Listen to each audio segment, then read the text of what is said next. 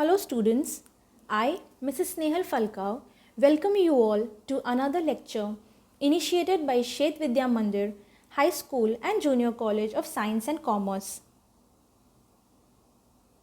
Today we are going to study summary writing from the writing skills section of your English course book. Brevity is the soul of wit. This is one of the countless maxims coined by well-known William Shakespeare. This quote means that the essence of a witty statement lies in its concise wording and delivery. This quote is relevant to speaking as well as writing. Dear students, while writing or speaking, one must use brief and concise sentences. What is brevity or concision? Brevity or concision is the cutting out of unnecessary words while conveying an idea. This means that the words or phrases that are not essential to a certain context or idea should be omitted. What is the purpose of brevity? Brevity aims to enhance communication by eliminating redundancy without omitting important information. It means that the skill of brevity is used to improve communication by avoiding unnecessary repetition, yet keeping important information and points.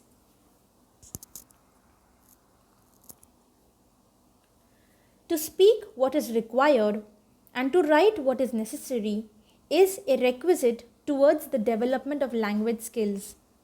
It is important to be brief and concise in any written expression. Summary writing is the best example of a brief written record. Summary writing is one of its kind that has been described as one of the elementary principles of writing and can be easily developed by practice. So what is summary writing? Summary writing is where the skill of brevity is applied. Summary writing is to express in brief the main points of a written record. What is the purpose of summary writing? Summarizing has a definite purpose.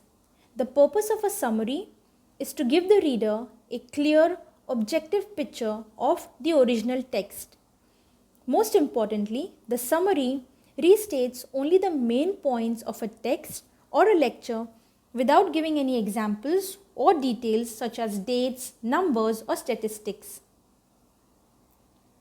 Dear students, while attempting to write a summary, we should keep in mind the do's and don'ts. Let us look at the do's of summary writing. First of all, you must read and reread the given extract till you understand it completely. Secondly, you must read carefully all the given instructions. Thirdly, read and find out exactly what you need to summarize. Then, identify the main idea through the process of asking questions. Next is to try and form short sentences of your own. Also connect the sentences using linkers. Linkers means words or phrases that we use to link or join. Example, words such as so, therefore, yet, because, etc. Next is to remove redundant words and sentences from the key sentences and omit any unnecessary details. Redundant means unnecessary or something which is not needed or useful. And lastly, make sure you avoid your own interpretation. Let us look at the don'ts of summary writing. While writing a summary, you must make sure that you don't include anything to the extract. Also, do not exclude, add, comment or give any kind of examples. Most importantly, there are certain steps that need to be followed while writing a summary. Firstly, read the article twice till you understand it completely. Secondly, ask questions about the purpose of writing. That is, why are you writing the article? Thirdly, identify the main idea from the given extract. Then, write the first draft. This will be a rough draft. Next step is to revise your first draft and edit it. That is, make changes wherever necessary. And the final step is to write the final draft. Students, so far we have looked at what is summary writing, its purpose, the do's and don'ts of summary writing, and the steps that need to be followed while writing a summary. Now let us take a look at an example of summary writing. This is an extract for summary writing. Let us read the extract first. Learning disability is an umbrella term for a wide variety of learning problems. Children with learning disorder might be labeled as slow learners, but they are as smart as everyone else. They just need to be taught in a proper environment conducive to their learning speed and level. Observations of a child over a period of time by parents at home and teachers in school can provide valuable information about the way a child is able to learn and function in all the ways that he should be able to at his age and level. There may be certain apparent problems while reading, writing, listening, speaking, reasoning, and dealing with maths. Once these problems are identified, it is time for proper investigation.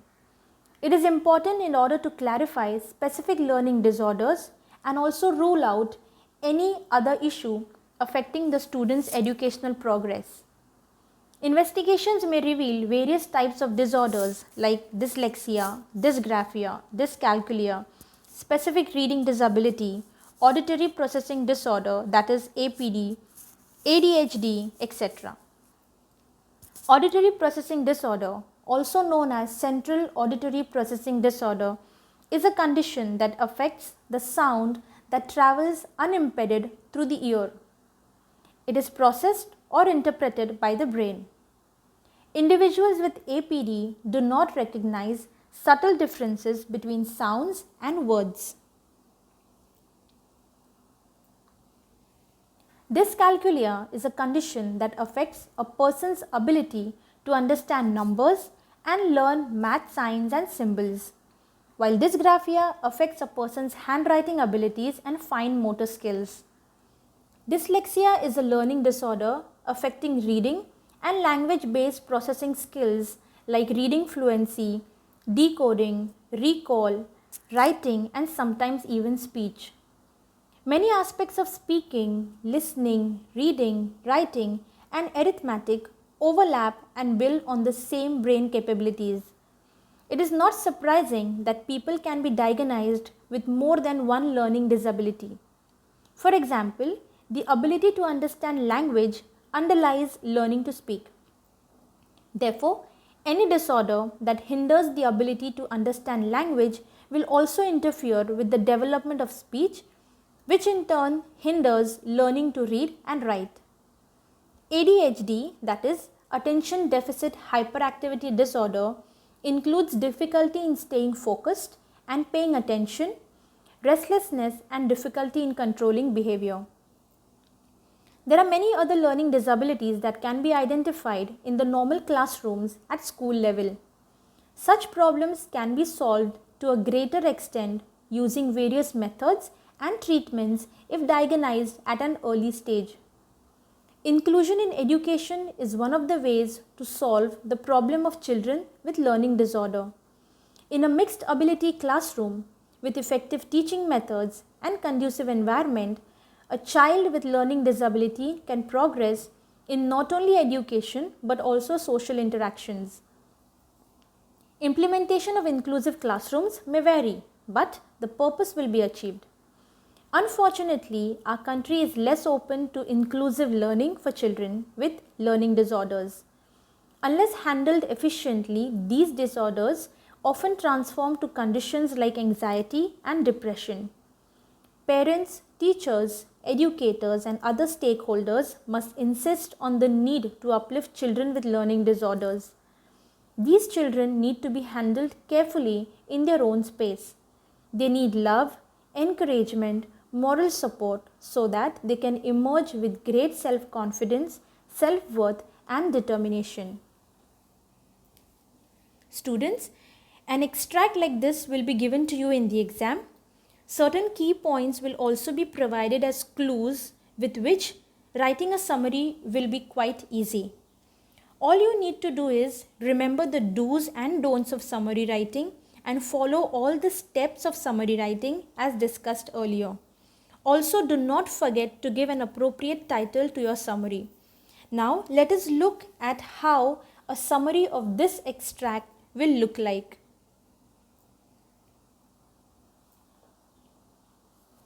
The title given here is Learning Disability Handled with Care. Learning disability is an umbrella term for many learning problems like reading, writing, listening, speaking, reasoning, maths, and other physical and motor difficulties. These problems need to be identified and investigated. A child can be diagnosed with more than one learning disability like dyslexia, dysgraphia, auditory processing disorder, etc.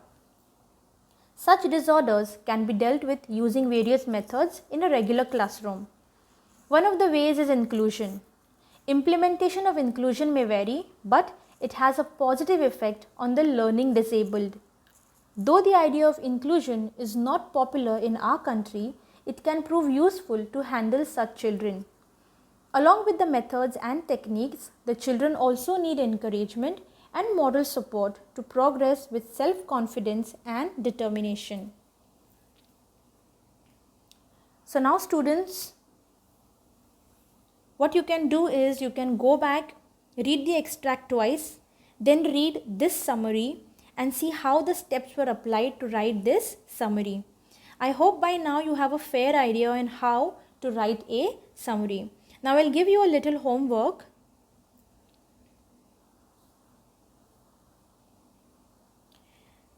Read the passage and write its summary according to the given steps. What you can do is you can take a screenshot of this on your phone or you take a photo of this and you can follow all the steps that we discussed earlier about how to write a summary and then write a summary of this extract in your notebook.